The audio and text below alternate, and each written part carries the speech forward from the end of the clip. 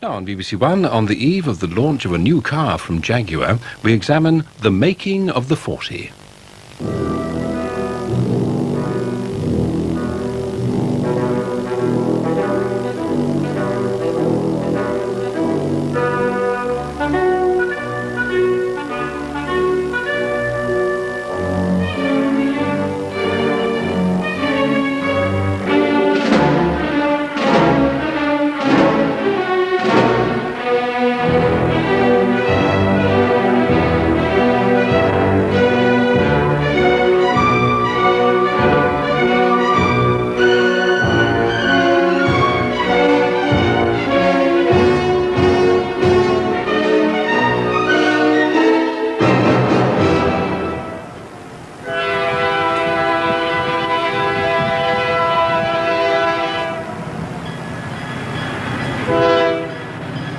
In the chill winds of northern Canada, a new car begins its first secret tests. For the once proud Jaguar company, this will be make or break. In 1980, the firm was in deep trouble. Its identity was sunk in the morass of British Leyland. It was losing £50 million a year, and it was turning out shoddy cars. The company should have sunk. Instead, with another £100 million of government money, it set out to build a new car which would restore Jaguar's pride and prestige. This is the story of what happened. The future is here.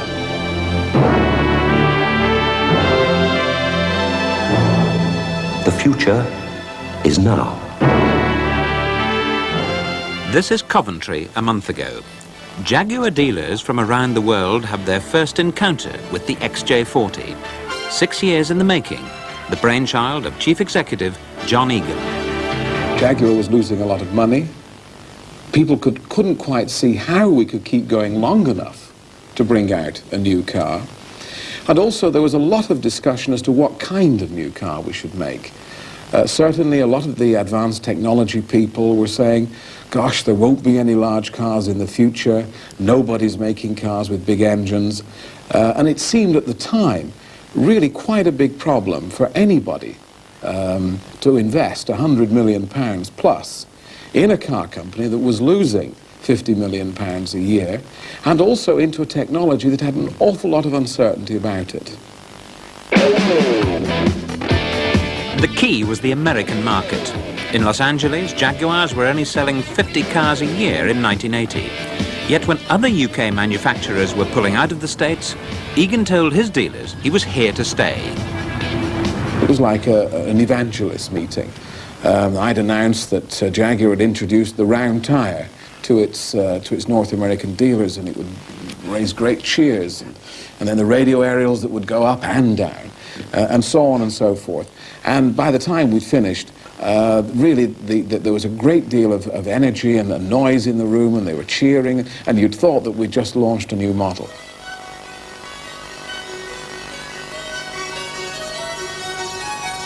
Before any new model could be launched, Egan's first priority was to sort out the reliability problems on his existing range of cars. And it wasn't until late 1982 that the first hand-built prototypes of the XJ40 hit the road, in the utmost secrecy.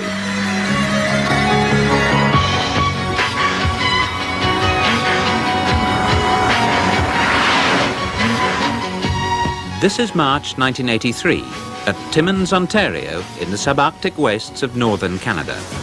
The 40s are under a heavy disguise of body masking. Canadian drivers have been hired to work alongside the British engineers who'd built these prototypes. In this business, secrecy is obsessive. The sleek Jaguar lines have had to be hidden under anonymous padding because rival firms also test up here and would love a sight of the new Jaguar. There's a thriving industry in snatched pictures, so the test team are taking something of a risk in allowing us to film the cars without their masking, and certainly in taking the 40s on the Trans-Canada Highway. Jaguar headquarters back at Coventry were not amused. This piece of film of the undisguised cars has had to be locked up in a safe until now.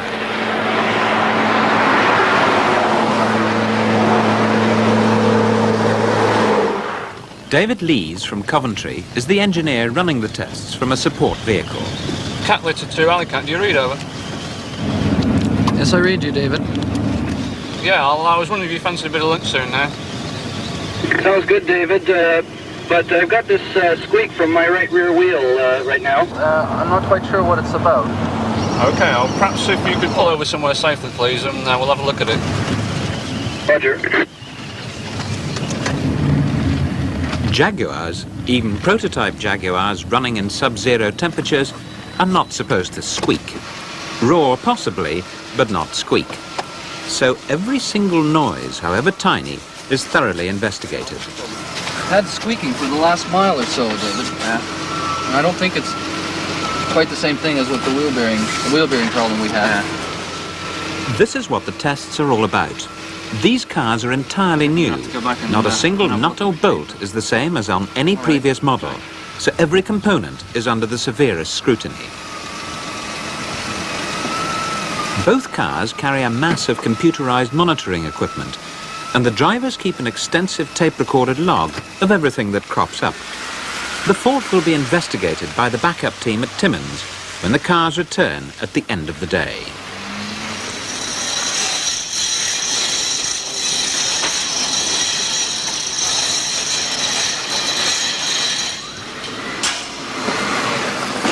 This kind of intensive testing is new to Jaguar. There will eventually be dozens of cars which will be tested all over the world. On the original XJ6, there were only ever a couple of prototypes. They never left the leafy lanes of Warwickshire, and they certainly never received this kind of rigorous treatment. We've just come in now and we've cleaned them all down, and we're now going through our standard service schedule and maintenance schedule, which involves the lads working to a standard sheet such that they know exactly what regular maintenance is required, and then based on what the drivers tell me from their tape recorders, I can write them out a rectification list. This is a real test in the environment. We can drive cars in low temperatures, and we can also subject them to the day-to-day conditions of that natural environment. It's something that you just can't do in a very clinical sort of tunnel test. At present we're doing 356 miles a day, and we hope to do something like 21 consecutive days of mileage, which will give us somewhere around 7,500 miles on each vehicle.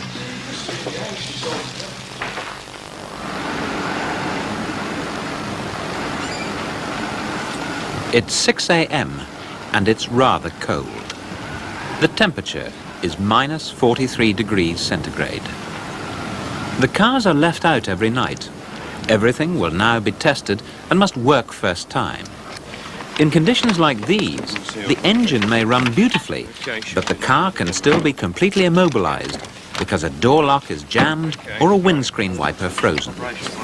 The offending part may have been made and supplied by somebody else, but it is Jaguar that the frozen motorist will curse. In early '83, the theme of the 40 is high-tech, and an ultra-modern saloon mustn't succumb to a cold night. Okay, Bob. Right.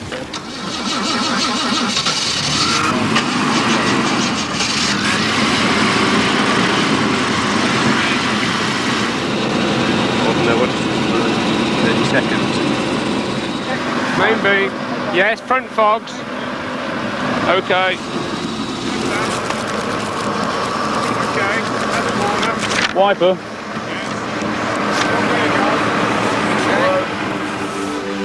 Timmins is such an insular town that there's only one restaurant serving lunch. Everybody else goes home. Yet the locals have become so used to strange cars that not a head turns nor an eyebrow is raised as the Jaguars cruise through at the start of another day's trials. At Gaydon in Warwickshire, it's a different story. This is September 1983, almost a year after they started the tests in Canada. This former airfield, used by BL for vehicle testing, is a favourite target for pressmen keen to get first pictures of a new model. Hereabouts, security is a real problem. Prying eyes, not to mention cameras, are not welcome. It'll be a long time before Jaguars want anyone to see this car. Gaydon's value is in the range of facilities it offers. You can try out the toughest road conditions without having to go halfway around the world to find them. And if you want some high-speed work, the motorway track is just next door. And it's a finder out of weaknesses. The Canadian Squeak is back, although this is an entirely different car.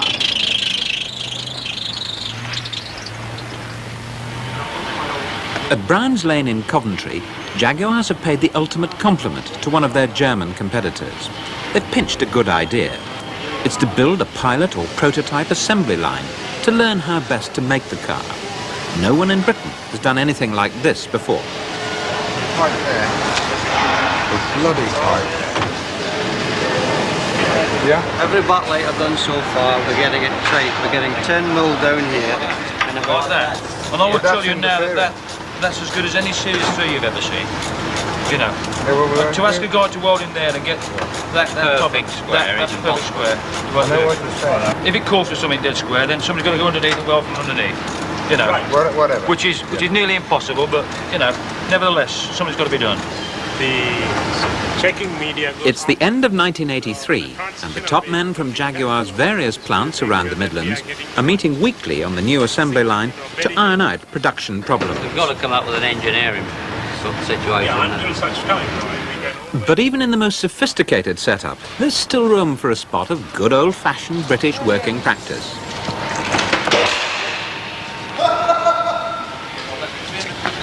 Even within their own factory, security is tight. There's a private security force, and the 40's production line is a closely restricted area. Yeah, it was catching it. The combination of the new car and the new technology is providing more than a fair share of headaches for project manager Malcolm Oliver. All of the time we're looking at every single problem, and we have to treat everyone with the utmost priority. We're having problems in particular with say, the bumper fit, whereby the technique was established that we build the bumpers up off the cars at track side and then offer them as a complete assembly with a very limited number of fixings to retain them.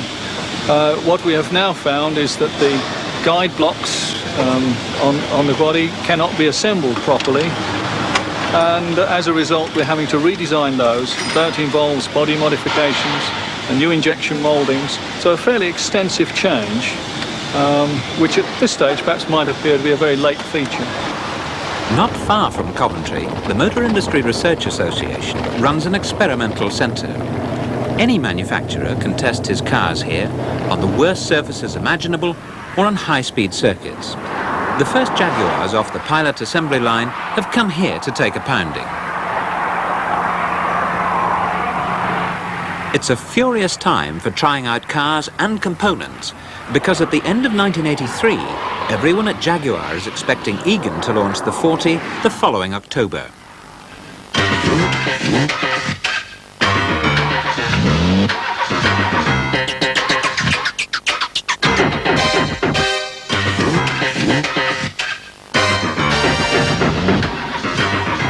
Samples of every component which Jaguar buy in are now exhaustively put through their paces before they go anywhere near the new car.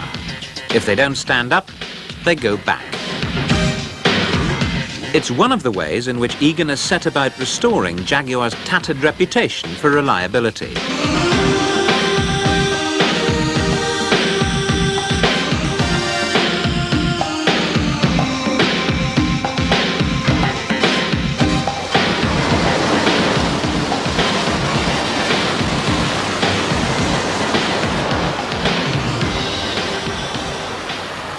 The 40's new engine makes its first appearance virtually unannounced. It slipped into service via the new XJ Cabriolet. Public Relations Director David Boole. It gives a good experience of manufacturing the engine in low volumes before we have to take the decision in, say, 12 months' time to press the button and transfer all our six-cylinder production onto this new unit rather than the XK engine. The important thing is to bring the manufacturing of the engine on stream gradually. And we're talking about, what, 30, 40,000 engines a year, so we need to do it gradually and not in one big fell swoop. It's summer '84, and Jaguar hits the headlines. Its existing models are at last succeeding and selling well. the company is hived off from BL and goes private. The stock exchange launch is a huge success, with the issue heavily oversubscribed. Now relieved of the BL board's constant pressure for a new Jaguar, John Egan sets his own timescale. The 84 launch is postponed, the testing goes on.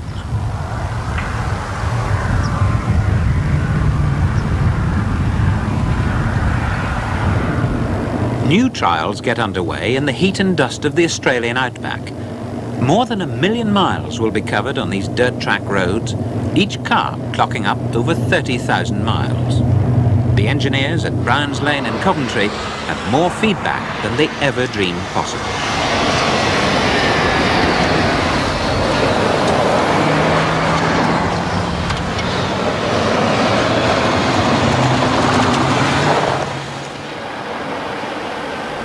On the other side of the world, just outside Phoenix, Arizona, Jaguars have a secret compound from where they also run hot weather tests.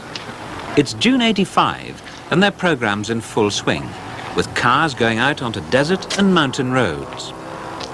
But the drivers now are the nearest thing one can get to ordinary motorists.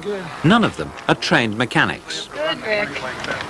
Margie, for instance, is a local stockbroker's wife who drives for fun. So far I haven't started the engine yet, though. Okay, go ahead and get your cars going and get out of here. While Eugene is a Vietnam veteran, for whom it's all a bit more serious.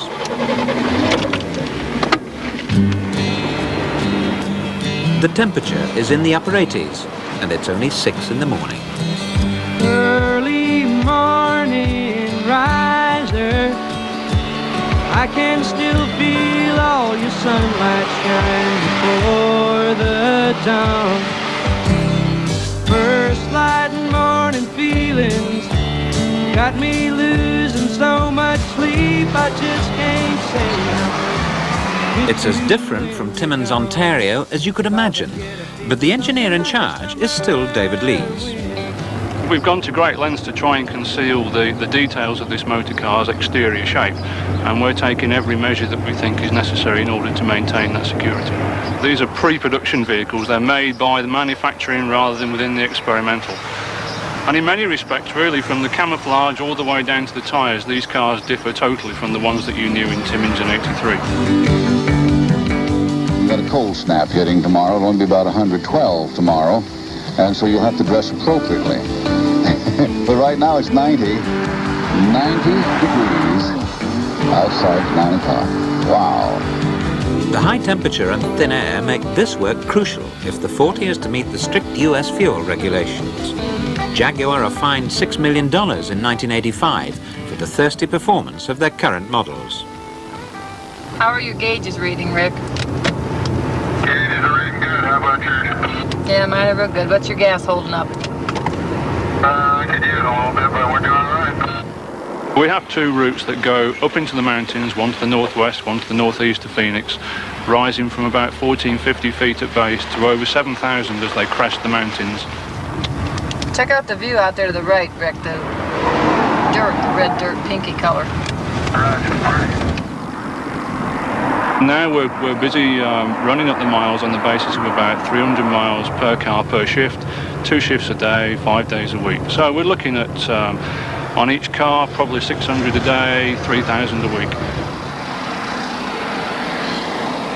Well, during the course of a routine shift, the cars stop 3 times, 2 coffee breaks and the standard half-an-hour lunch break. On all 3 occasions, we've carefully chosen secluded places where we know we can park the cars either around the corner and out of the way of the public's gaze, or in such places as TJ's Cafe, we know we can park the cars outside the window and either the drivers or the owner of the cafe, in fact, can keep an eye on things for us. I think I looked enough.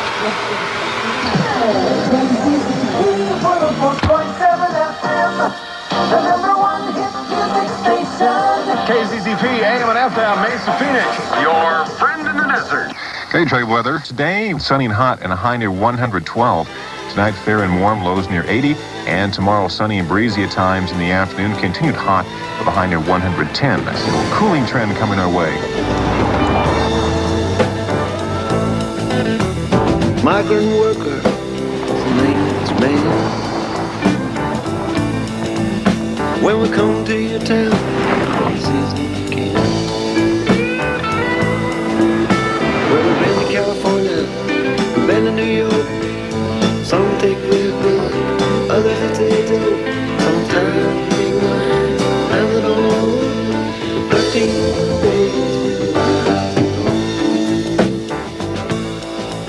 while testing the car all round the world, and there's work going on in southern Italy as well, Jaguar are busy doing something equally vital, testing the market. It's October 1985, and this is a car clinic at Düsseldorf in Germany. Clinics are a ritual which all major manufacturers undergo, putting their cars on competitive display for potential customers to pass judgment. These clinics have led Jaguar to a major rethink on the image of the 40. At first it did well against the current Series 3, but as Jaguar has made the existing models more and more luxurious, with lots of wood and leather, the 40 lost its popularity. So it was decided to change its image. Yes, it was still new, but above all, it was a luxury car. Oh, that's encouraging. I remember some of the beautiful words that were used about it. People were asked to put in words what they thought of one of our German competitors, and they said solid and strong and Teutonic. And what did they think about XJ40? And they used words like a swan in flight and like a tiger going through the jungle. So it was very much liked. In this rather precious atmosphere, more like Cartier's than a car showroom, the good or bad news is delivered by the marketing research executive, David Harding. I get a grilling. The engineering director, the styling director, I'm standing there, I'm as a mouthpiece for the customer, if you like, criticising their work. So I get a grilling, but provided the research holds up and I've done my homework properly, then they take notice.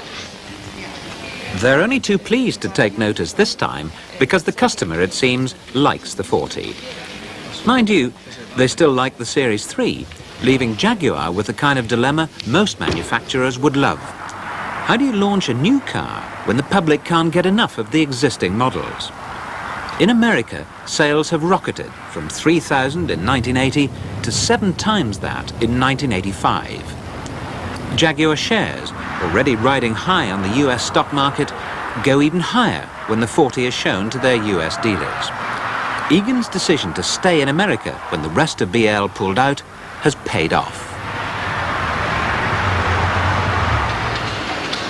Back in England, the decision has been taken. The much-delayed launch is to be at the 1986 Motor Show at the National Exhibition Centre in Birmingham. At nearby Castle Bromwich, production of car bodies is put on to maximum effort.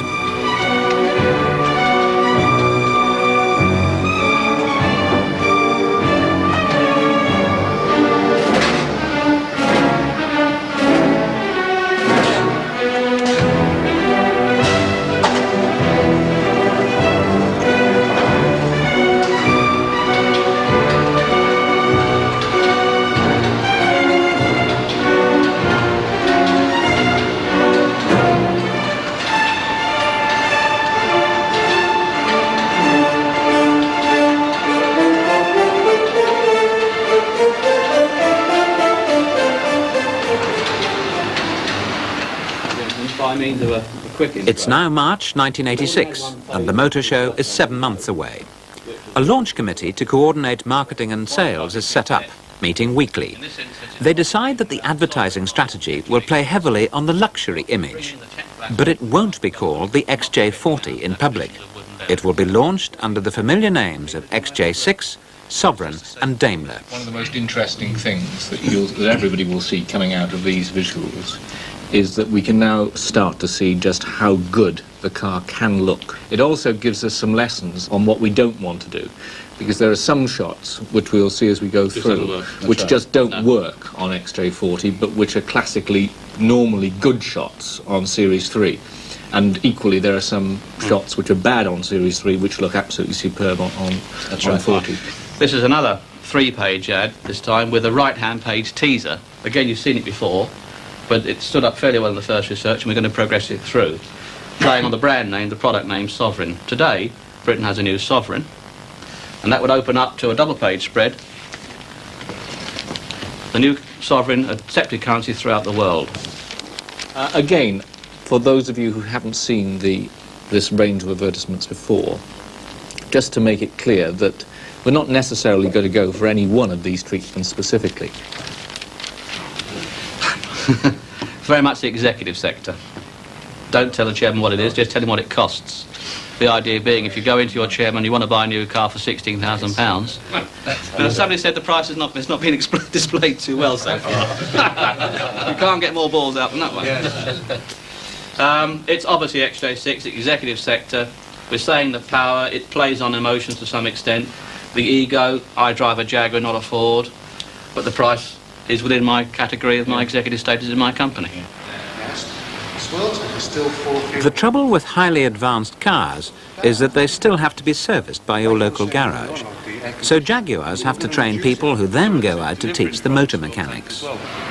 50 micron filter inside. They reckon the fuel will move around and keep the dirt away from the filter, and the filter should last the lifetime of the car.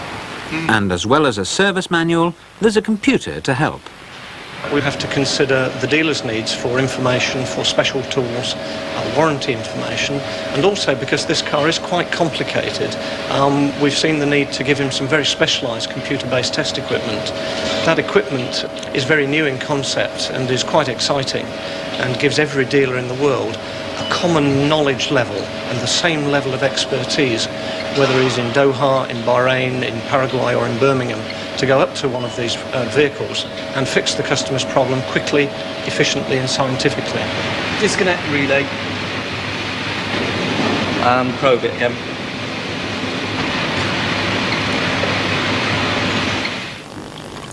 The site isn't the problem. It's the neighbours. It's where you are in relation to the rest of the show. If they could take the launch committee has a problem. Armed with an advertising campaign all about power, glory and sovereigns, the car, which has been compared to a swan in flight or a tiger leaping through the jungle, has been placed at the motor show in a hall reserved for light commercial vehicles. I think it's great in terms of being close to the entrance and all the rest of it. I've got no problem with any of that, and I don't think I'd have any problem with that position at all if that, let's say, was Volvo and that was Lotus and that was, you know, Rolls-Royce or whoever it was. And the concept of us just being bureaucratically pushed into a convenient corner is not one that appeals to me at all. After strong representations, they move to a more appropriate setting. But before the public see the cars, the men who have to sell them are wined, dined and given the full £1 million treatment. It's now all down to the marketing men. Well, this is one of 18 dealer conventions that we're holding, which involves dealers from the UK, the European network, the overseas network and the Americans. We've got the press launches going on in Scotland, and once those are finished we move the entire set from here at Browns Lane and take it to the NEC, where we have a show for 4 days for the entire employees and their families, which is about 40,000 people coming through in 4 days. We then pick it up and move the whole shooting match down to London, to the Hilton, for the City of London launch. So all in all, we'll have about 44,000 people look at the show before the public launch. But amidst all this euphoria, the crucial questions are still unresolved. Will it sell? They think the engineers have got it right, but was the feedback from all those clinics accurate? At the top end of the car market, it's still difficult to know whether there'll even be a demand for big cars in the 1990s. So will the gamble by Egan, now Sir John, pay off? The customer will decide. You know, we could have produced something that looked like this 2 years ago, but we couldn't produce something that works like this.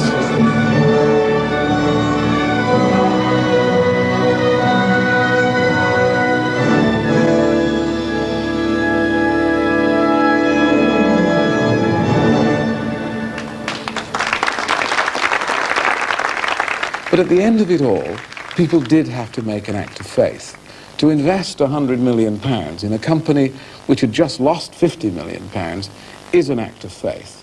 And I believe that those directors of BL and the decision makers in government did make an act of faith, which I hope we've justified.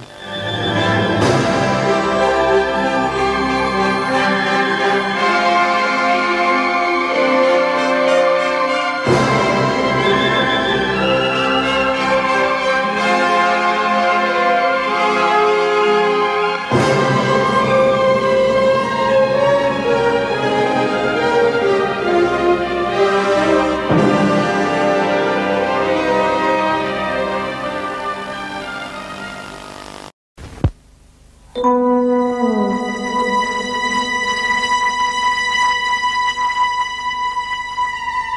makes a world-renowned car manufacturer send teams of people to spend months on end in the deserts of Arizona? In the grinding traffic of busy American cities? In the frozen heartlands of northern Canada? In the rugged interior of the Australian outback?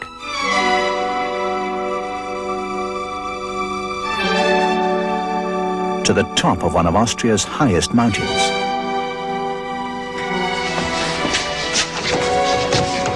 What makes them set up engineering outposts in the middle of nowhere? Recruit skilled local drivers and work all hours of the day and night.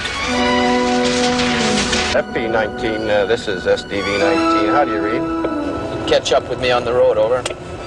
Roger, we're proceeding on course. We're just covering the route for tomorrow, actually. Find you a nice good road, plenty of potholes, corrugations, keep you busy. What makes them plan routes through terrain that sensible people would avoid like the plague Through to Mudgee, and subject expensive pre-production vehicles to the worst possible treatment? Corindai, and on to Muswell That's a good run.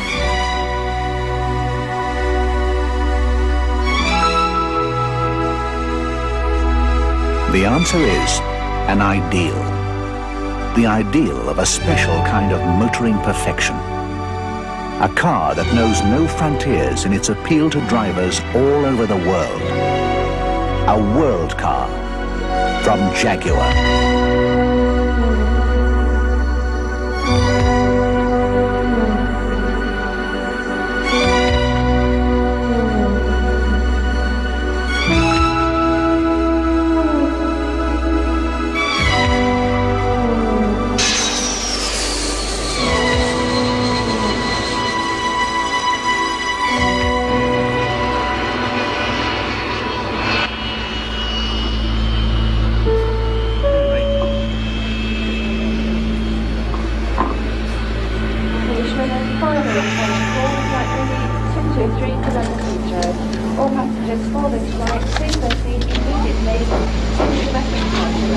Thank you.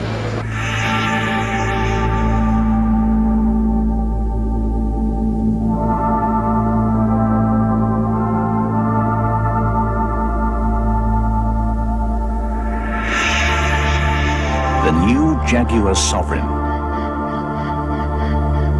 A symbol of all that is best in creative British design and engineering.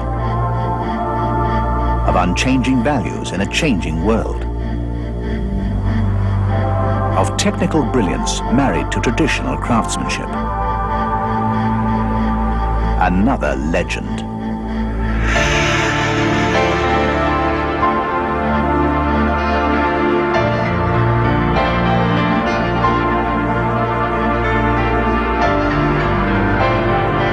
When you set out to create a new Jaguar legend, where do you begin? With the legends of the past. With the heritage and genius that created some of the finest road and racing cars the world has ever known.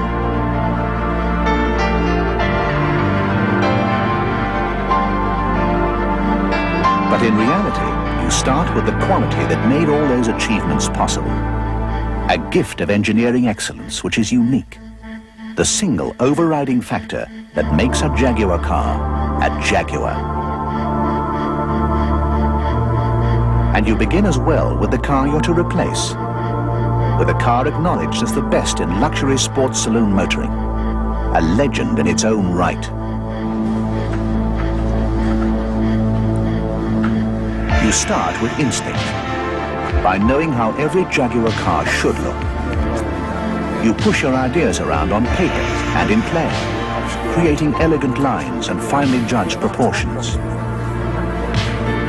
You harness the miracles of computer technology to speed the styling process, to test the viability of your ideas, searching for an exciting new shape, a style for the future, yet still distinctively Jaguar.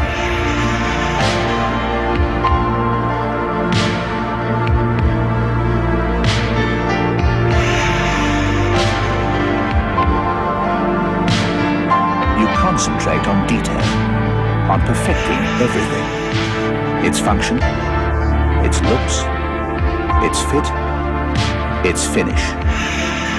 Because you know from experience that a true luxury car is only as good as its smallest part. And if you're an exceptionally gifted team of stylists, the car in your collective mind will slowly become a reality. Graceful, balanced, beautiful. A car with a new elegance and appeal, yet still possessing that unmistakable Jaguar pedigree.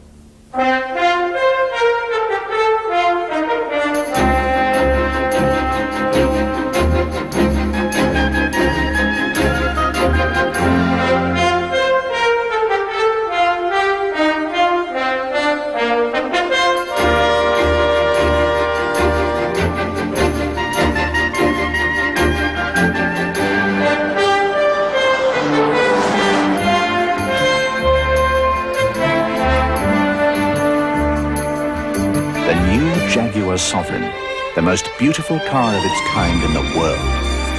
An evolution of restrained sporting elegance. A car that quietly commands admiration, that expresses a style of motoring that is uniquely Jaguar.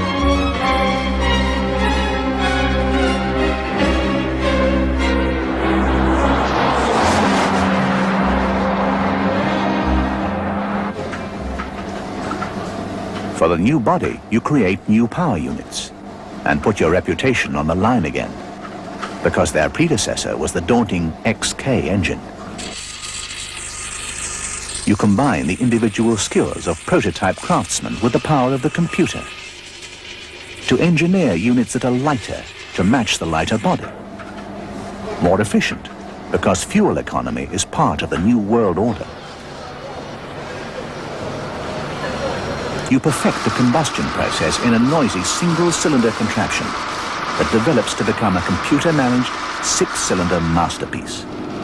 Smooth, quiet, the last word in engineering refinement.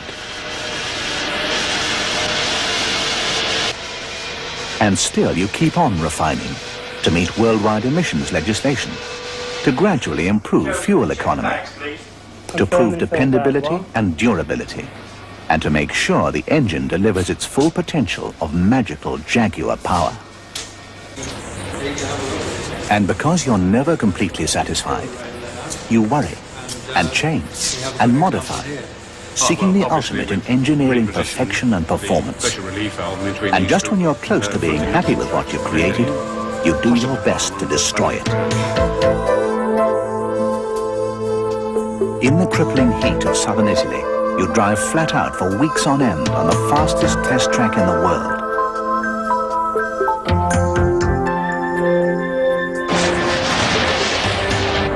You spend your winters speeding around the frozen wastes of northern Canada, pitting your power units and engineering talent against temperatures that rarely rise above minus 25 degrees Celsius. This road is getting a little slippery.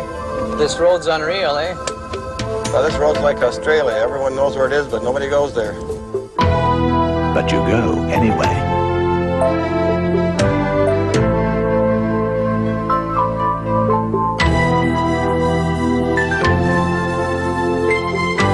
So you also spend your winters in the height of the down-under summers, scorching around the desert outback at speeds upwards of 90 miles an hour, hoping the dust and rutted roads will uncover some engineering detail you've got wrong, so you can put it right.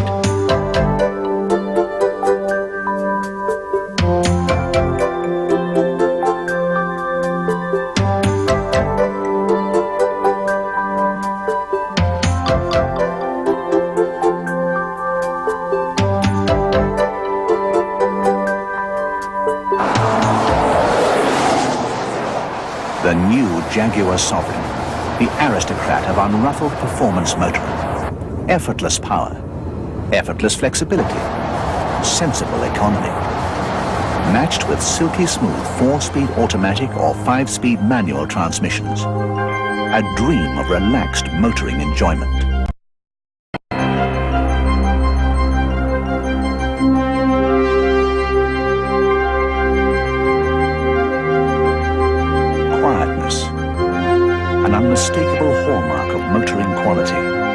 At Jaguar created at the same time as you create the rest of the car. An engineering objective, not an afterthought. With a sleek, aerodynamic shape, engineered to counter wind noise. With body panels individually tuned to silence. And with precision mechanical engineering a watchmaker would appreciate.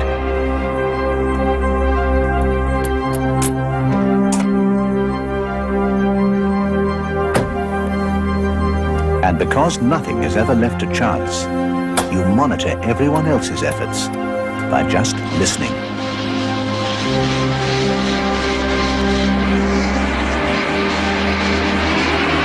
You run ongoing tests in soundproof laboratories to trace and eliminate the source of the slightest noise, so that nothing will disturb the peaceful enjoyment of Jaguar motoring.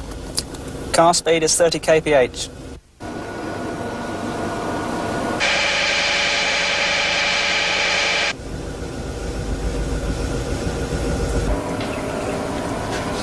Well, that's certainly better, isn't it? Well, it's slightly better at the top end, isn't it? This peak at 2.2 is still a bit of a problem, though, isn't it? Mm. One at 3.3 is certainly lower. Yeah, I think we're getting there now.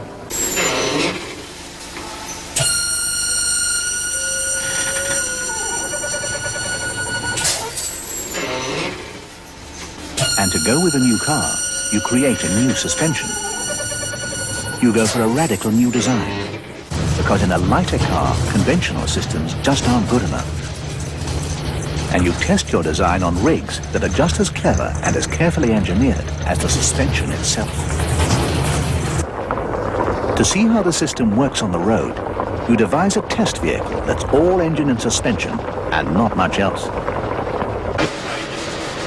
To refine it to the state where it'll do justice to the standards of ride and handling you want, you use some of the most advanced technology available, reproducing in controlled laboratory conditions every pitch and bounce of a recorded road surface.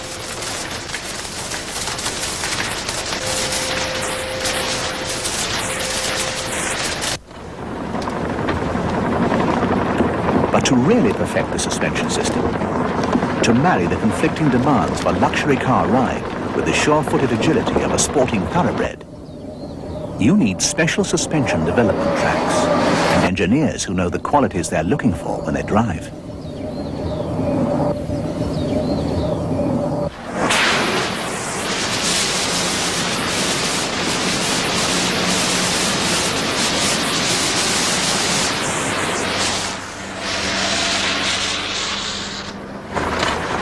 Above all, you need plenty of time, plenty of room, and plenty of nerve.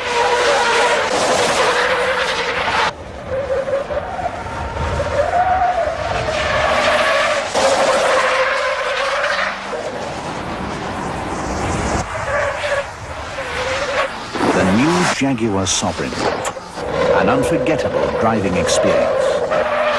Precise, power-assisted steering, unequaled limousine ride and comfort, and cat-like handling. A legendary suspension that releases all the latent performance qualities of the car's sporting pedigree.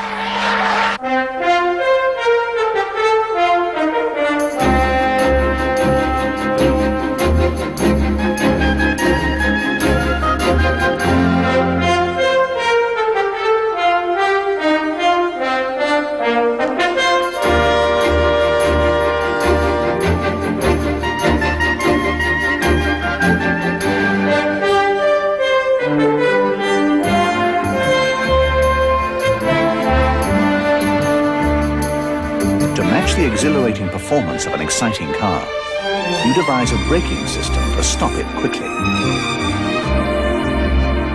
To make sure you can stop it slowly, you prove the system's fade-free durability by coasting at 30 miles an hour in neutral down the longest downhill road in Europe. What floor in that house? Okay. We've got 11.2.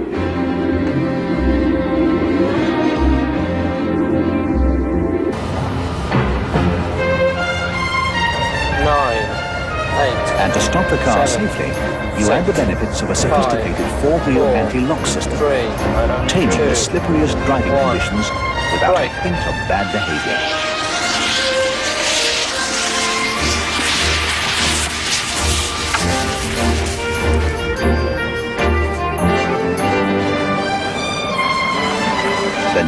Jaguar Sovereign, supremely confident and secure on the road in every kind of situation.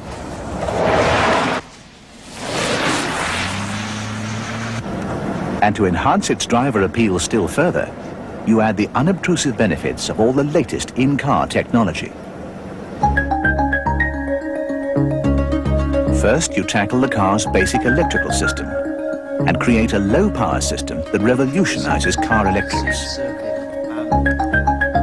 You devote massive time and energy to design what ought to be the simplest of all gadgets, the wiring connectors, eliminating the weakest link in the system with aerospace standards of reliability. And onto the now thoroughly dependable electrical circuit, you can begin to attach the advanced controls and equipment to lighten the driving load. All the powered features to be expected of a genuine luxury saloon.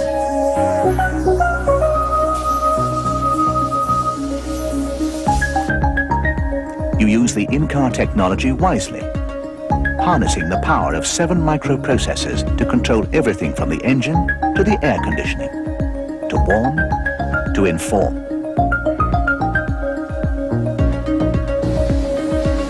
You avoid gimmicks, technology for technology's sake. Instead, you provide an onboard intelligence that reduces driving stress and fatigue, that commands a complicated car with a touch of a finger, that monitors the working status of every vital system down to a simple light bulb.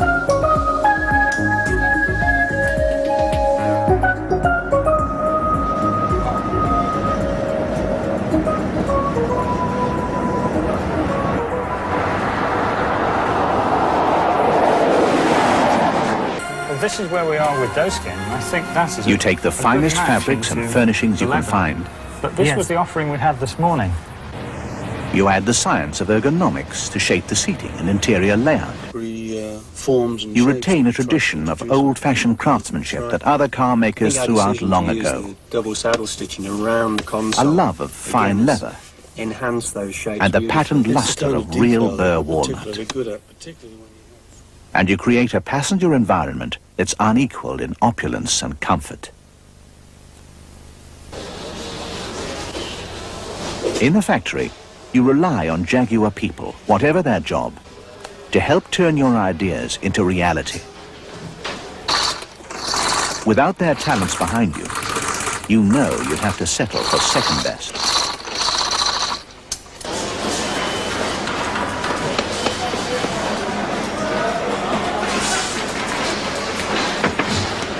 It takes special people to make special cars. The combination of their individual skills, their dedication, their pride and satisfaction that reflects in the quality of the smallest detail of every Jaguar car.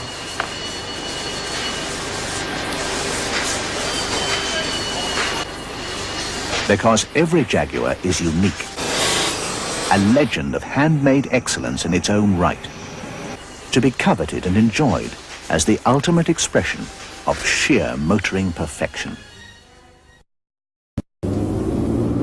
The new Jaguar Sovereign, untiring to drive, untiring to respond, whatever the demand.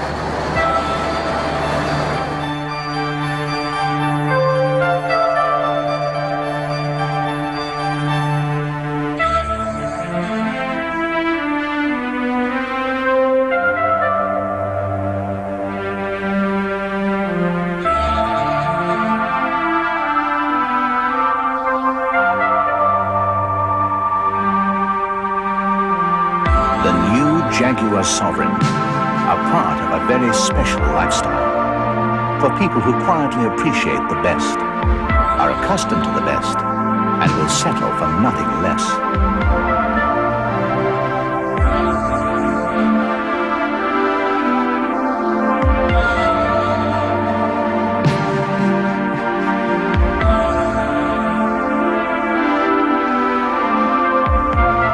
So by the time you've finished, you've spent millions on design, millions on development, millions on the latest facilities to make the car. But along the way, you've spent the most expensive of all engineering resources: time. Time to perfect the car over millions of miles. all over the world.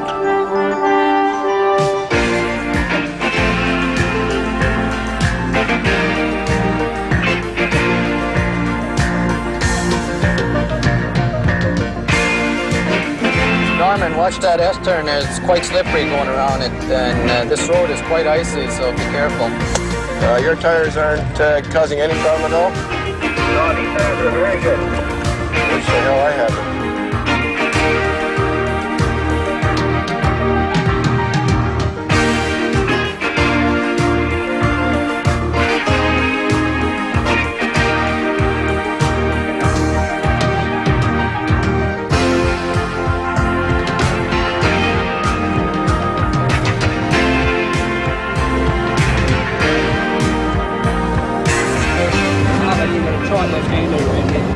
I'll come up with it now.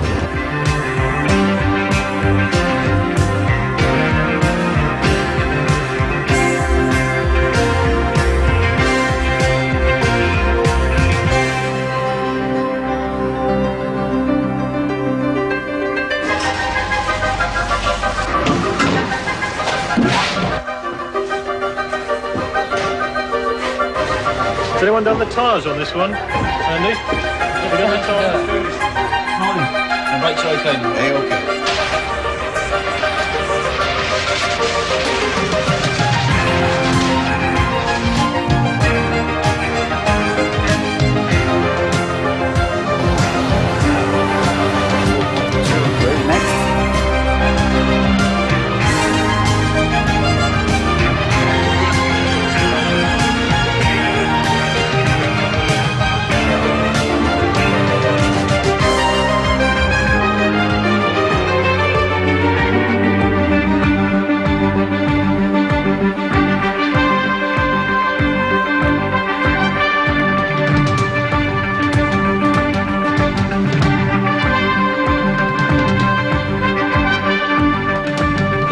Jaguar saloon car range, the sporting and elegant new XJ6 2.9 and XJ6 3.6. The luxurious Jaguar Sovereign 2.9 and Sovereign 3.6. Magical Jaguar performance with superlative Jaguar craftsmanship.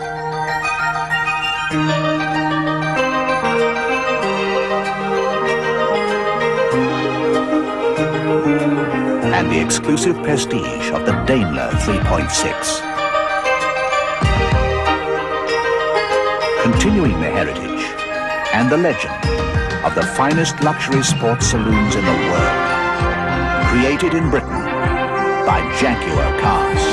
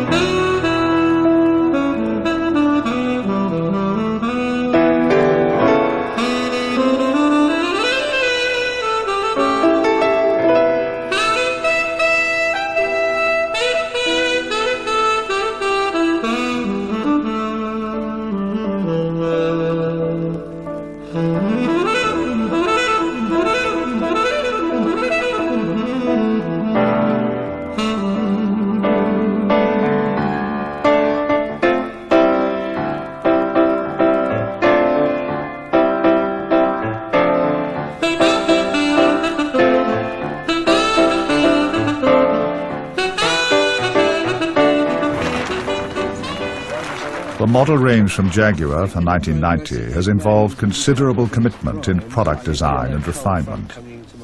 But once this is complete, a new task begins. Stills photography, with all its meticulous planning and attention to detail. Reverse plates on it. Yeah, get those ready, because we need the reverse plates. And we just, as long as they're on film, it's not, it's all right. And then there's Oh, the vagaries of climate versus creativity. Head to the south of France in April for brilliant sunrises, then suffer in the rain as England simmers in a heat wave. But the weather clears, and the days are spent preparing the set for the next dawn shoot. Each new model Jaguar is to be photographed on its own individually colored set, subtly complementing the choice of 5 new paint finishes, including 3 micatallics. So the effects of dawn light have to be predicted, and then this huge expanse sprayed in new colors. Yeah, that's all right. Professional drivers are eager to get their hands on a new Jaguar, to drive it, test it, comment on it. And Martin Brundle, Jaguar's World Championship sports car driver, is one of the privileged few. The headline news is high technology. A new 4-litre engine across the 6-cylinder saloon range. A new electronically controlled automatic transmission with sport mode on all 4 gears. Or the choice of a new 5-speed manual gearbox. And advanced anti-lock braking, standard on all 6-cylinder saloons.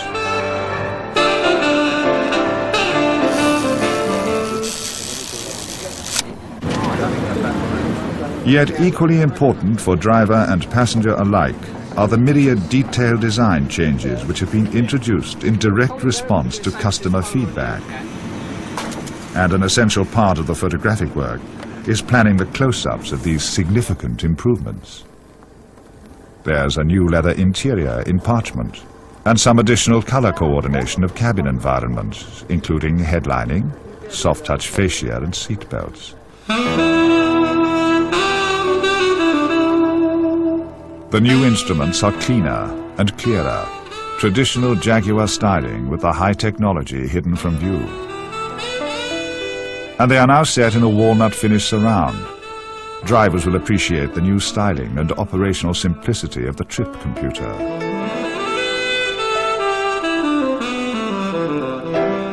And all safety warning signals are secret till lit. No distraction unless driver action is needed. The air conditioning controls have been restyled, and the exclusive Jaguar J-Gate is leather trimmed, and the driver has a choice of normal and sport modes on automatic transmission.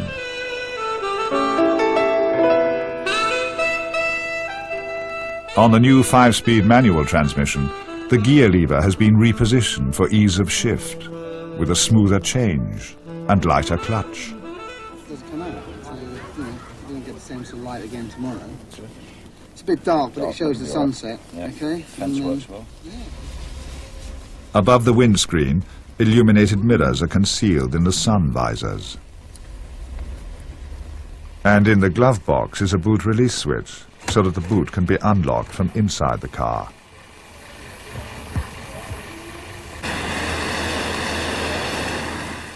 Most of all, though, everyone will notice how quiet the car is. Soothing and restful to travel in, thanks to the new sound insulation materials used throughout the interior.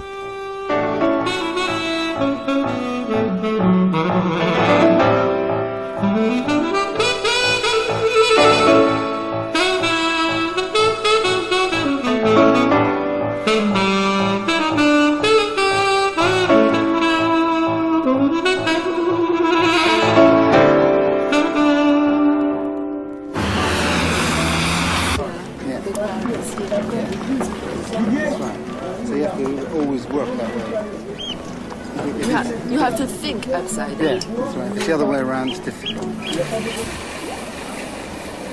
The exterior changes to the graceful lines of the Jaguar saloon are discreet. New bright trim at the rear to add style and differentiation.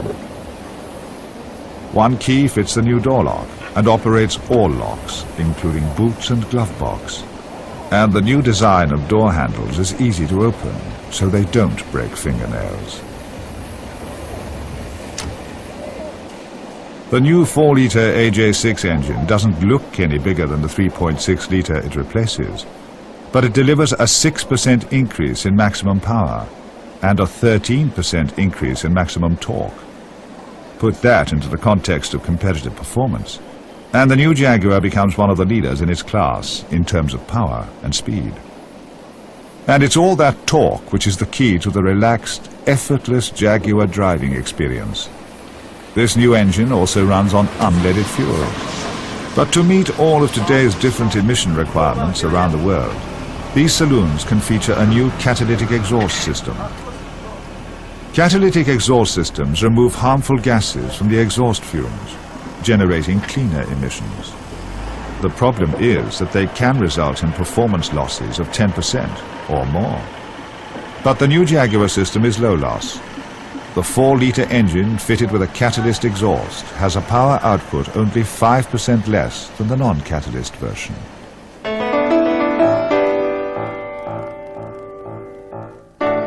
Externally, the changes are very subtle.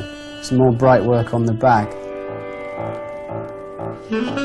It's when you get inside you'll really notice the difference in the driving seat. And you don't need to be a racing driver to spot those differences. Obviously the dashboard has been cleaned up. The ergonomics are much better. The gauges are much easier to read. I like that a lot. It's when you fire the engine up you'll really notice the difference. The new 4-litre engine seems silky smooth, clearly got more horsepower, and pulls the body along beautifully. On the gearbox they've added a sport mode, which means when you decide there's some crisper gear changes to be had, and it holds on to the gears a little bit longer.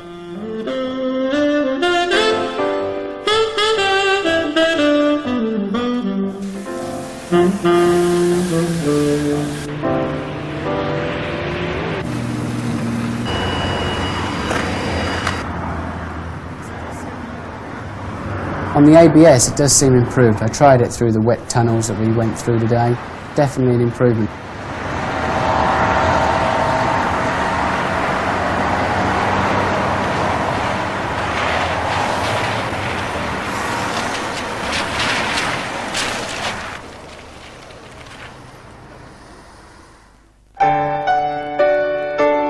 So, after a hard day's driving, one thing is very clear.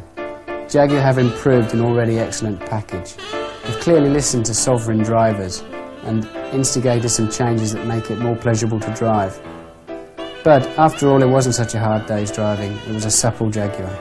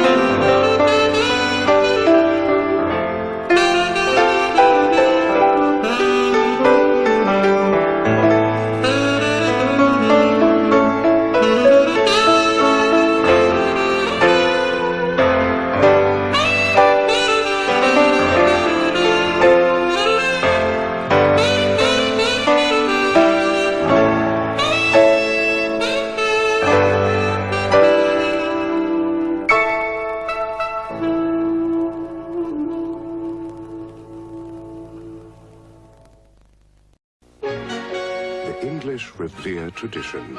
So from the very first Jaguar to the 1988 XJ6, Jaguars have been swift, extremely sure-footed, quick to respond, and able to stop on a penny.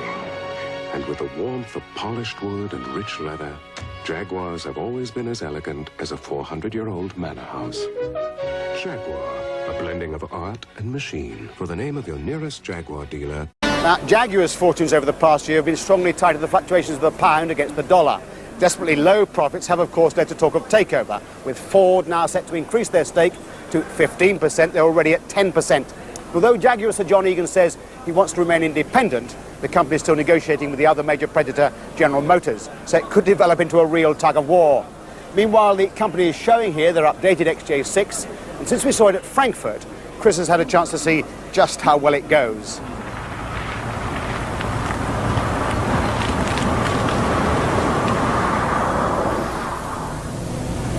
3 years on from the introduction of their highly successful XJ6 range, Jaguar have announced some major improvements to the cars. Principal is the change to the engine. The all-aluminium 24-valve unit goes up from 3.6 to 4 litres, gets substantially more power, more torque, which is developed lower down the rev range, and thus 140 mile an hour improved performance. And Jaguar claim there's no real penalty in fuel consumption. That's in part due to a new automatic transmission. It's a 4-speed ZF unit, and it features an electronic control to smooth the up changes. Jaguar have kept their famous J selector control. That means you can manually select gears, but in automatic mode it's also now got a sport setting. That means you can kick down at higher engine speeds, and it'll also keep the engine spinning right round to the red line on the rev counter if you're in a hurry. All XJ6s have anti-lock brakes as standard now, with a new system from the German TV's company. Inside the car, the other principal change is to the dashboard. Now that's in direct response to the American market. The Americans love Jaguar's leather and walnut, but they don't like the electronic dash panel. We can buy that from the Japanese, they say. What we want from Jaguar is traditional handcrafted quality. So they've gone back in this car to almost old-fashioned black dials with white letters and needles, and very nice they look too. In fact, the whole package adds up to that old slogan of Jaguar's, grace, space and pace, which they've never really improved on. Now, for a sportier version, this is the latest result of collaboration between Jaguar and Tom Walkinshaw, the XJR 4 litre, announced here at the show. It joins the Jaguar Sport version of the XJS, now with a 6 litre V12 engine. In the past few months, we've tested the new luxury imports from Japan, the Lexus LS400 and the Infiniti Q45. We found them to be able competitors. But the European luxury car builders aren't going to let the upstarts just take over. Anticipating the new entries from Japan, Jaguar has made a number of changes to their XJ6 line to make their cars more competitive and affordable. Part of this strategy is a new XJ6 model called the Sovereign. There are 4 versions of the XJ6 now: the XJ6, the Sovereign, the Vanden Plas, and the Vanden Plas Majestic. The price leader XJ6 starts at $39,700, but it's the $43,000 Sovereign that should attract the bulk of Jaguar customers. Regardless of trim levels, XJ6 models come with a larger engine this year. The 4-valve per-cylinder inline-6 now measures 4 liters instead of 3.6. The displacement increase was accomplished by lengthening the stroke. The result is 12% more horsepower and 25% more torque. Ratings now stand at 223 and 278, respectively. Impressive numbers for an engine of this size. Usually there's a price to be paid for increased power, a loss in fuel economy. But the Sovereign is EPA rated at 17 city, 22 highway. The city number is unchanged from last year, and the highway mileage is down by only 1 mile per gallon. So, like the Lexus LS400, the Jaguar avoids the gas guzzler tax. And acceleration is impressive. Our Sovereign went from 0 to 60 in 8.6 seconds and covered the quarter mile in 16.4 seconds at 88. For comparison, an Infiniti Q45 we tested recently was about a second quicker in the quarter mile and not quite a second quicker from 0 to 60. The Jag sedan also gets a new anti-lock brake system this year. A Tevis design replaces one from Bosch. If that distinction is lost on you, just remember that braking performance is improved.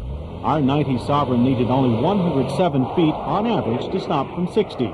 That number is about 10 feet shorter than what we recorded for the 89 XJ6. We also noted less pulsating ABS feedback through the pedal in this car. Inside, there are also a number of changes and improvements. All XJ6s get an analog instrument cluster to replace the half-analog, half-digital setup. The change was inspired by request from Jaguar owners. Tall drivers will appreciate this switch, which enables them to push back the seat without first getting in the car. Adjustments are in abundance, but there's still no position memory function. The steering wheel telescopes, but you'll notice there's no airbag. Front seat passengers will have to put up with motorized seat belts instead. Other changes include a turn signal switch that's now actuated mechanically rather than electronically, and a revised and easier to use trip computer. Best of all, there's a new transmission. Now electronically controlled, it has sport and normal shift modes and smoother upshifts. While a small improvement, we have to mention that Jaguar now has a single key for all its locks. And the key can give you a great sense of power over the power windows and sunroof, both of which are standard on the Sovereign. There's one other revision we have to mention. The Jag sedan's ride has been softened somewhat. The change is sure to please some Jaguar customers, but reviews were mixed on our staff. Some of our crew felt the Sovereign lacked the instinctive feel of precise control we enjoyed in earlier XJ6 versions. You can't please everybody, but thanks to improvements and revisions, the XJ6 line will certainly appeal to a broader group of buyers than ever before. More importantly, it shows Jaguar's resolve to meet all the new competition head-on. The news this week, John, is Jaguar's return to a V12 engine in a sedan body. The new XJ12 represents Jaguar's first 12-cylinder sedan available in the U.S. since the old XJ12 was discontinued in 1979. The 1994 XJ12 made its first U.S. appearance during February's Chicago Auto Show.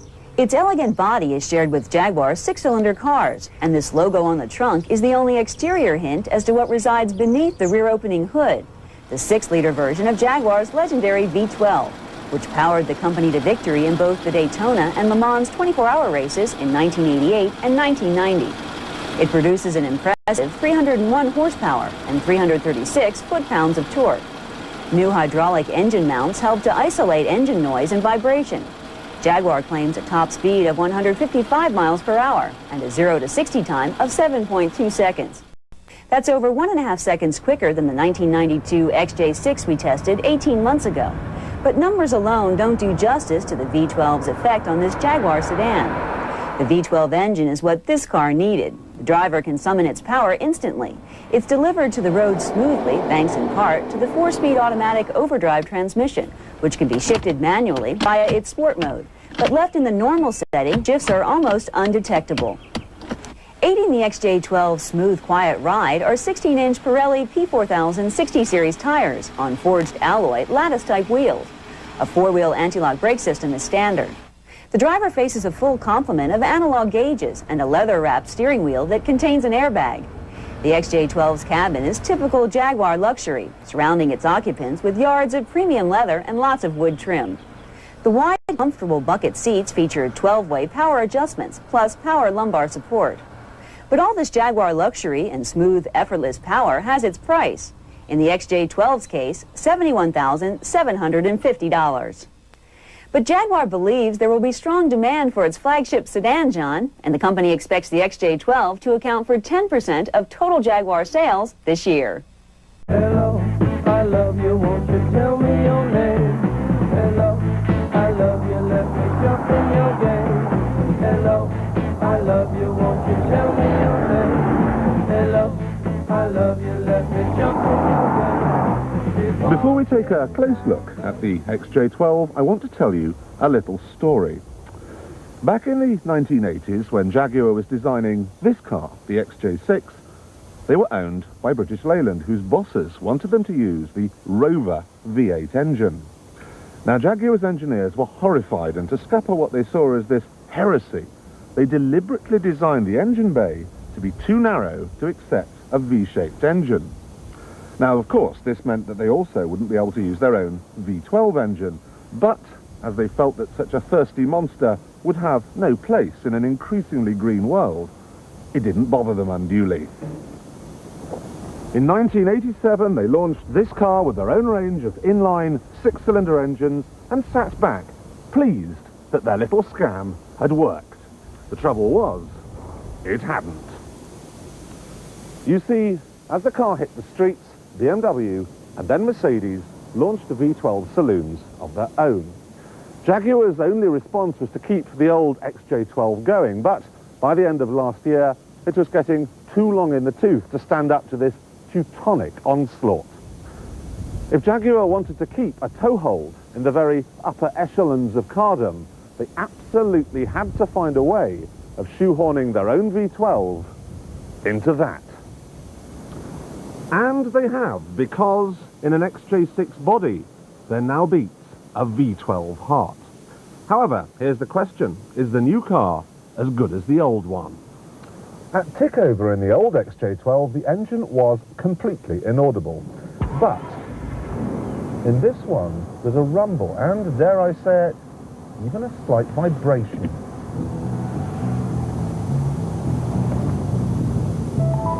The reason is simple. While the basic architecture of the engine in this car is the same as the old one, it's a whole lot more powerful.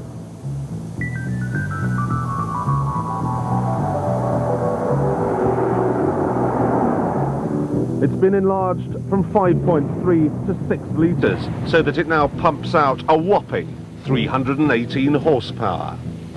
Riders on the storm. 0 to 60 now takes 6.8 seconds, top speed 155 miles an hour.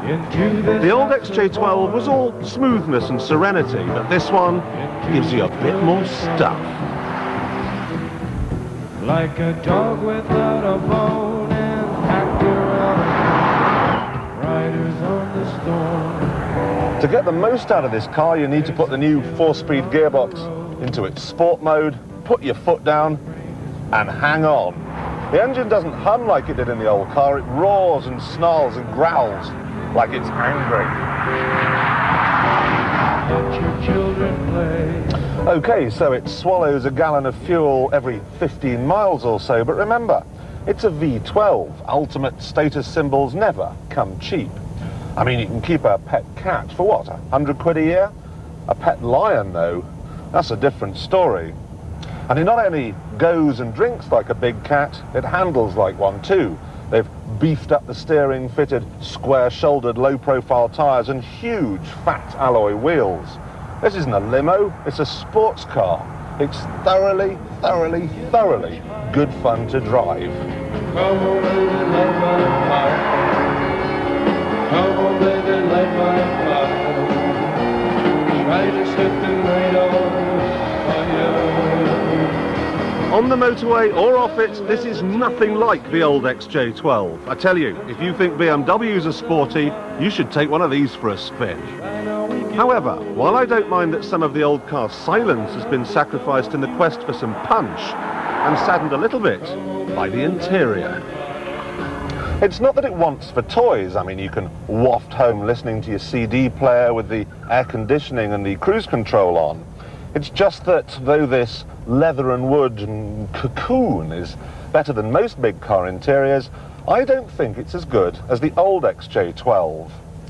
It cosets less well, and some of the detailing, like the illuminated pencil tray, has gone. I like it, but I know that Jaguar can do better. Other drawbacks include smallish rear quarters, though a long wheelbase version is on the cards, and a deep-seated belief that Jaguars are not as well made as their German or Japanese competitors. That aside, there can be no doubt the product is right. It goes like a BMW. It soothes like a Rolls-Royce. If it really is as well built as a Mercedes, it will become the big car to beat. Especially when you bear the prices in mind. Now, a V12 Mercedes will cost you £88,600. This is just £46,000. And even if you go for the luxury-orientated Daimler 66 version, that's only £51,000. It really is the most glorious way of enjoying the V12 experience.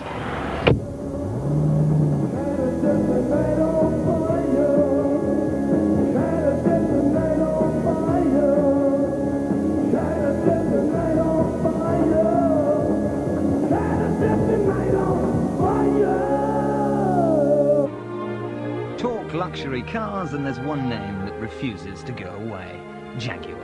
There might be a handful of German cars that are better built, but there's none with the same sort of elegant Englishness as a Jag. Coventry's finest really is a class act. And you won't need friends at Fort Knox either. So if you have a motoring soul and you fancy something rather special, don't go away, because I'm going to tell you how to buy one of the finest luxury cars in the world for the price of a second-hand Escort. Launched in 1986 wearing D-plates, the XJ6, or XJ40 as some call it, was a quantum leap for Jaguar. Powered by all new 2.9, 3.2, 3.6 or 4-litre engines, it was leagues better than the outgoing Series 3 model. and so for that matter were the dealers. Jaguar boss at the time, John Egan, set about some serious banging together of heads to improve reliability, and it worked. Because today, Jaguars are seen as industrious, obedient, and uncomplaining. Oh dear.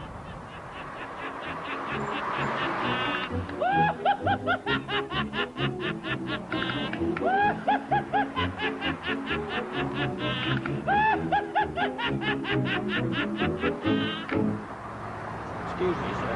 I think we might be able to help you with your inquiries. We have no tremendous problems with these cars at all. They're serviced and maintained at the factory. That's an agreement that we've had ever since we've been buying Jaguars, and we find that the downtime is minimal.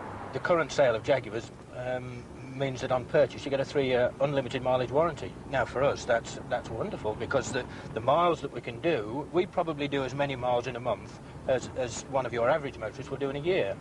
So to have a 3-year unlimited mileage warranty for us is good news, and financially it's even better news.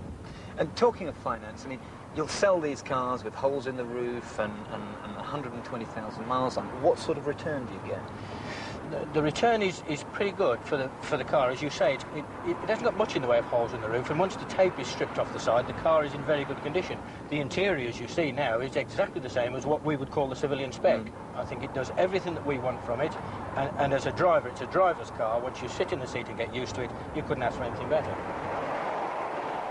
Now I know you're busting to find out exactly how much these old cruisers cost. Well, here's the bottom line. 5 grand buys a good one, 10 a minter, and 20 grand an absolute stonker. But if, like me, you've got a nose for a bargain, you can find them for even less. And to prove it, here's one we've pulled out of the small ads. Let me introduce you to your next Jaguar. Now this one is physically for sale today. It's a 2.9, 87D, 80,000 miles, full service history, automatic, sunroof. How much? 6 grand? 5 grand? 4 grand? Give the man 37.50 and this car could be sitting in your garage.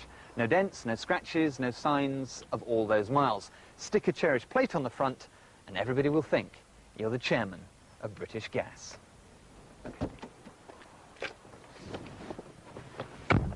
Now, when you're inspecting one of these old dowagers, it's ever so easy to get taken in by all this lovely walnut and leather and all these appurtenances of gracious living. I have one word of advice: don't. Instead, concentrate on this single document. This is a Jaguar service history booklet, and it's very, very important. This can add up to £1 grand to the value of the car. This one is great because it's got its first service at 1,300 miles, hasn't missed a single one all the way through. Last service 75,000 miles, now reading 80,000 miles. So this should be your map of the world. Don't buy without one. But I have to say, at 3 and 3 parts, this is a seriously cheap old tool. But there is a downside. A bad XJ6 will consume £50 notes like Smarties. A good one still won't be cheap to run.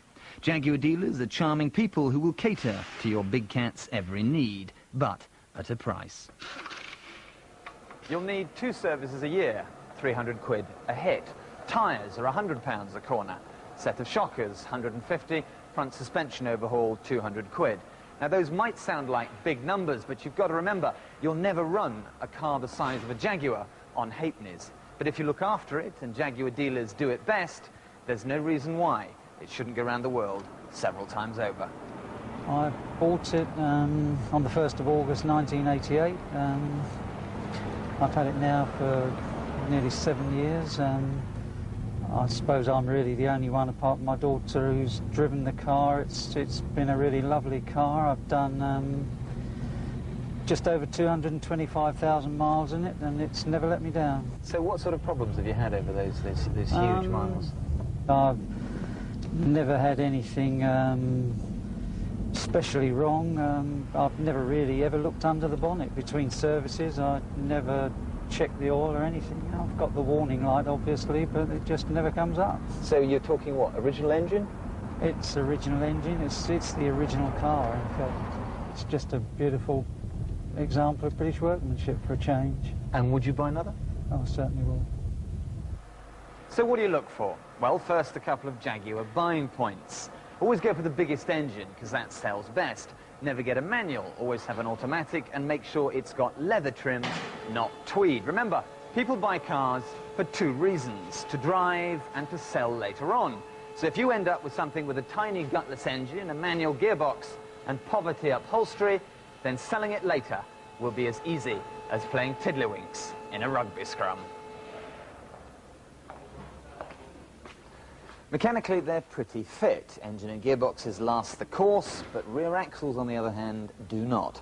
On the early cars, there was a failure rate of as much as 40%, so when you're test driving the thing, it's very important to sit in the back seat, legs astride the transmission tunnel, and listen for rumbles. Same thing applies to the ride quality. If it feels and sounds like a tin tray full of crockery, you're going to need some of these. A set of shockers, which clap out every 50,000 miles. When you actually get to your bottom in an XJ6, watch the oil pressure gauge like a hawk. It should be minimum 30 psi when the engine is idling and 70 psi when you're at about 4,000 RPM with the engine hot. Also, look in your rearview mirror as you're test driving. Boot the throttle, and if you can see a light haze of blue smoke from the exhausts, you've got engine problems. Listen too for the timing chain. If it chatters like a set of castanets, you're looking at maybe 500 quid for a change. But most of all, with these XJ6s, check all the twiddly bits. Make sure all your windows work, your central locking, your air conditioning, even your heater. Things like the headlamp dim switch. If that doesn't work, it's not a question of buying a new one for 20 quid. A new dim-dip module is as much as 200 quid fitted, so check them all. But the really great thing about the XJ6, which separates it from probably any other second-hand car, is that the digital odometer, my friends in the underworld tell me, is impossible to clock. So you can buy one of these, a high miler, with confidence, because you'll know nobody's been at it. Body-wise, this is probably the best Jaguar yet, but on those early D&E plate cars, make sure you have a good look along the lip of the boot lid. You can get rust bubbles starting there.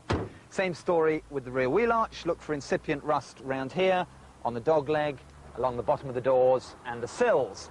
And while you're walking round the car, make sure you check each door handle in turn, because on the pre-90 cars they can shear off and they ain't cheap. Finally, bumpers. There's nothing wrong with them, they just have a nasty habit of disappearing in the night. They're $2 a set, and the creatures from the planet Dork will come and take them. Your only defense is to weld over the nuts. You have been warned. The 2.9 isn't that quick, so I'd say go for the 3.6 or the 4-litre. The Sovereign is the top of the range with all the bits and well worth seeking out. The best of the lot were made after 1990, so a G-plate Sovereign like this one is the ideal choice. But whichever you go for, you'll be captivated by that sublime amalgam of silence, class, and speed. I have one final testimonial to the allure of this leaping cat, and that is that a certain tall gentleman with curly hair and cowboy boots actually drives one every day. In fact, Jeremy is on his second XJ6. What more is there to say? I rest my case.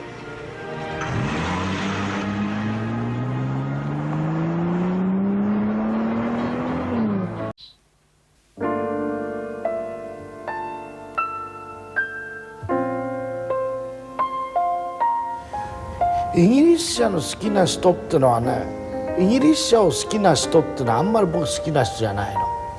大抵ね、子供じみたね、イギリスごっこやりたがるのね。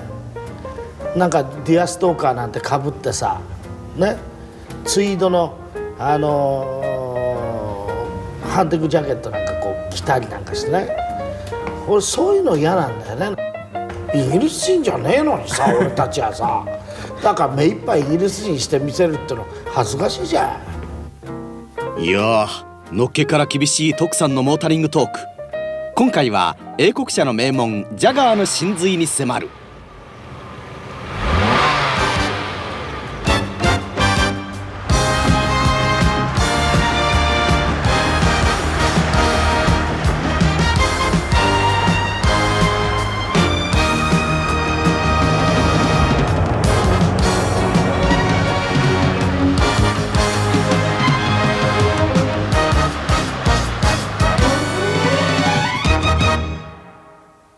ジジャガーの創立者ウィリアム・ライオンズっていう男はもう亡くなったんだけど、つまり大衆はその車の本当の性能よりもスタイルにしびれるもんなんだ。だから最初はスタイルスタイルスタイルでいった車なのね。でだんだんでもウィリアム・ライオンズってのはもうこのマーケットの名人だから、マーケティングのそのスタイルに耐えることがいつまでもそいつでは引っ張れないって分かってて、だんだんエンジンの性能を上げシャシーを高めてきたので、ある時1936年に彼がようやっと満足する SS100 っていう車ができるわけ、スポーツカーで。このスポーツカーができた時、それまで、SS っていう会社だったの、 SS カーズリミテッドだったのね。それはスワロースピードとかいろんなこうスタンダードとか、まあいろんなこう説があるんだけど、ともかく SS カーズリミテッド、それでSS と言ってたんだけど、なんかこうニックネームっていうか名前が欲しいとなってね、彼はね噂によるとウェブスター辞書を A から引き出したっていうんだよ。それで J のとこにジャガーがあったという有名な話なんだけど、ともかくそれが本当かどうか知らないけど、ジャガーって名前がいいよね。もう一つは、戦後1948年のロンドンモーターショーで、例の XJ40 っていうスポーツカーを出して、これがまあ戦後のスポーツカーの一つのエポックメイキングで、これがまたヒットするんだよね。でまあジャガーっていう会社はたくさんのドルを戦後のイギリスにもたらした。でウィリアム・ライオンズさんは貴族になってサーになって、まあ映画を極めるわけだけどさ、ここのところジャガーがそのモータースポーツに復帰してきましたよね。で実は古くからモータースポーツに熱心なメーカーだったんですよね。その辺との今の車とのつながりっていうのは、やっぱりジャガーっていうのはモータースポーツからそのスポーティーイメージこそ大事だと思う。それでモータースポーツへ復帰する。でその辺からジャガーの乗用車が急にクオリティも良くなって、その世界中が高級車っていうとメルセデスばっかりなもんだから、それに飽きてた人々もさ、その急にジャガーもあったかっていう感じで、それで今ジャガーはアメリカマーケットではすっごく売れてるのね。日本のマーケットでもうんと人気がある。で再び赤日のこのジャガーの名声を取り戻してると僕は思いますね。で取り戻してる一つの理由はやっぱりモータースポーツへの積極的参加だと思うな。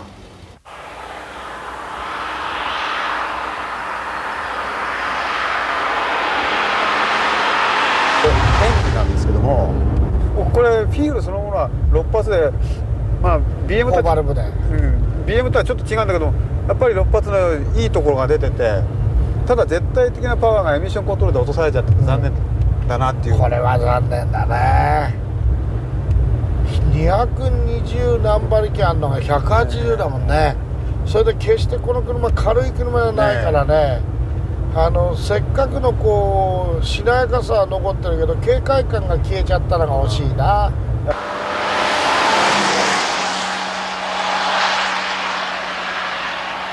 ウェアで言ってみればジョギングウェアは確かにスポーツウェアだけど、でもブレザーも本当はノーコンのブレザーもあれはスポーツウェアでしょ。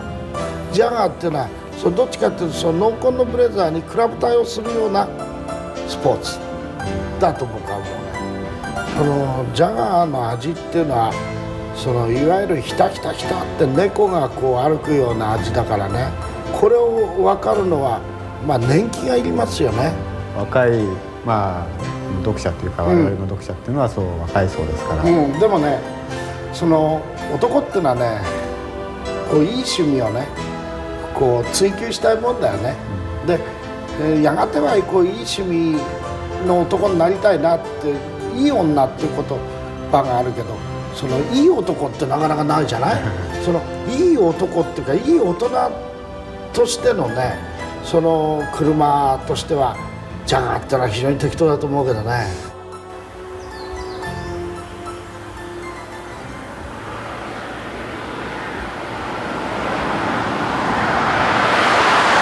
Well, this is a fantastically unique car. It is the only one in the world. Of course, it lives here at the Jaguar Daimler Heritage Trust. The Sport Brake XJ40.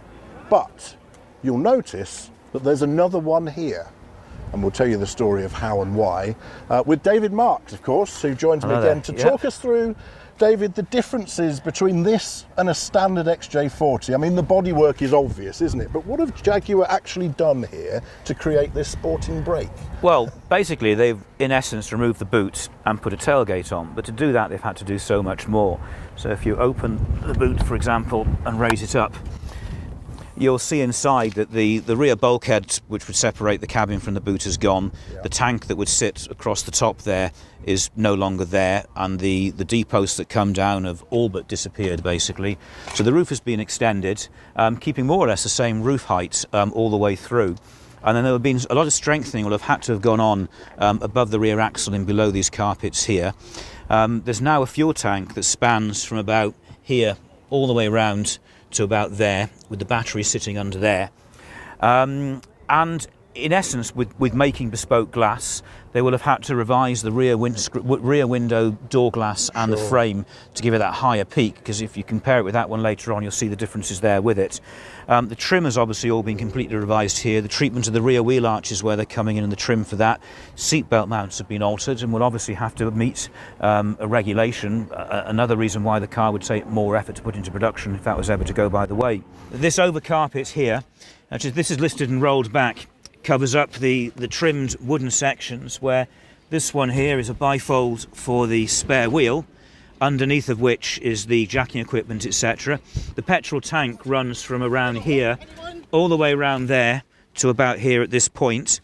I'll just leave that there for the moment, and then the battery is housed in here, because this car would have been built with a battery in the boot originally, so this is where the battery goes for here.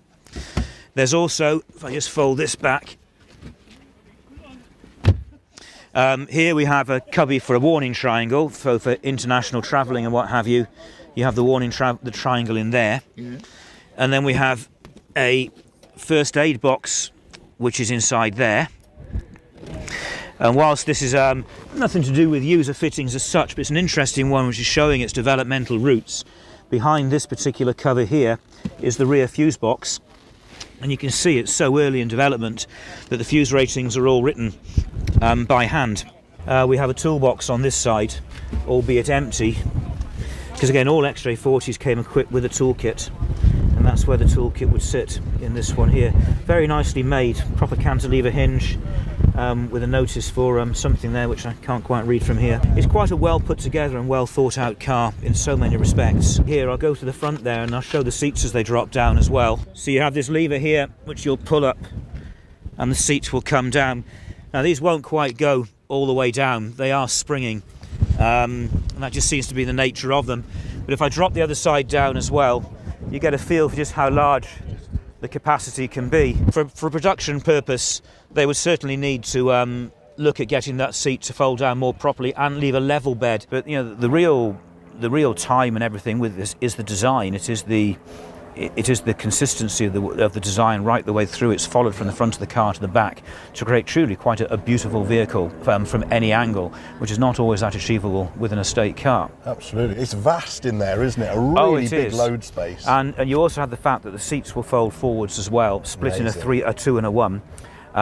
So which gives even more when it goes forwards, and I know from personal experience you can get a hell of a lot into an XJ40 estate. There's no doubt about it at all.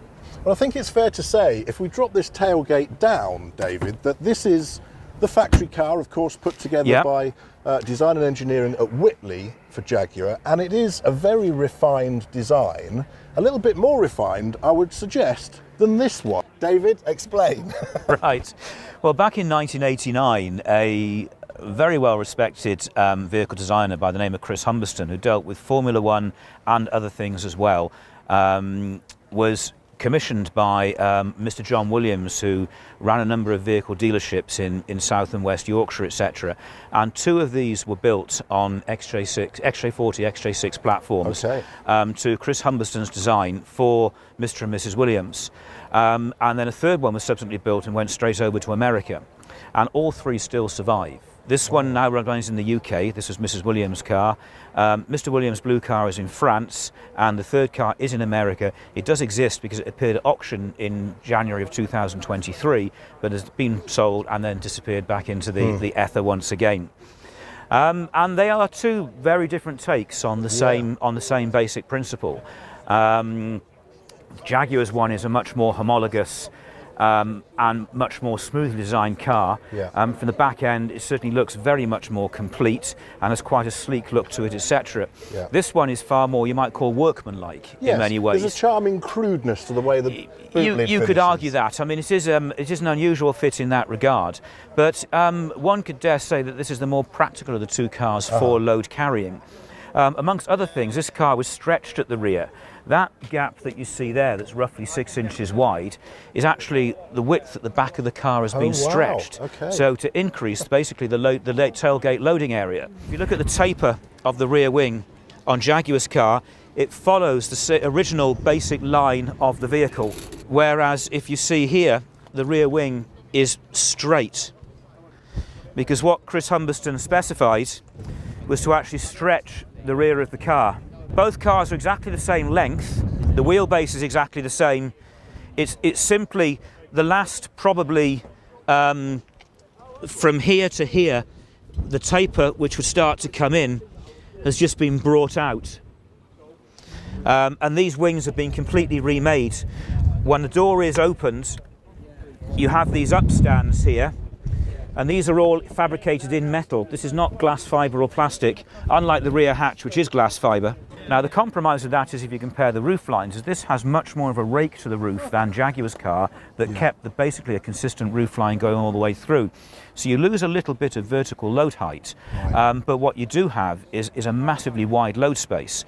And if we open the boot to show exactly what I mean there, you compare it to the previous one, you can just see from there as I do that how much bigger it is. Isn't it? And again, these seats are a 2 and a 1, and these will fold completely flat. And it's trimmed very differently because this is a private commission. The leather is Autolux leather, and the carpet is Wilton carpet, and it's been trimmed differently. You can see the relationship of the filler, if you come round here, is in a slightly different position, giving a marginally larger fuel tank, I suspect, because I can get well over 100 quid's worth of petrol into this when it's empty, whereas I haven't been able to yet in the estate. But if you stand back and you were to compare it, you'll see just how much wider and how much more cavernous this loading bay is compared to Jaguar's one. And the stuff that I've had in this car, I went up to Eurojag to buy some parts from an XJS and XJRS, and I had a complete XJRS front bumper, 2 front wings, a couple of wheels, windscreen wiper motors, and numerous other parts, all just piled in. It didn't even go in carefully. I will hasten, there was cardboard and plastic and Lord knows what else was on there to try and preserve it as best as possible. But this car's lived a life. That's got 8,000 miles on it, this has got 115,000 miles on it. A very different take, a very different use, because the Williamses were into their hunting, shooting and fishing, and the story was it was all tack and everything else that went in here for horses, etc. So you can see that bark's been knocked off in places with this car, but it's a working car, and I have no desire to make it into a concourse exhibit. It would take it away from what it is, frankly. It's sort of proof of concept, isn't it, really? Whitley were trying to do that with a production car, but such as was the demand, a coach builder and a privateer did it themselves. As well. This is a really, really good driving car. You can throw this around the twisty lanes when you want to, which is a testament again to the build quality, that what is now a long rectangle on the chassis, as opposed to having the strength of the rear bulkhead, etc. Because the wheelbase is no different. The wheelbase is no different. They're all the same. Even though that car and that one look longer than a standard saloon, they are exactly the same length. It will really, really handle well. There's no buffeting, no booming, no anything at all.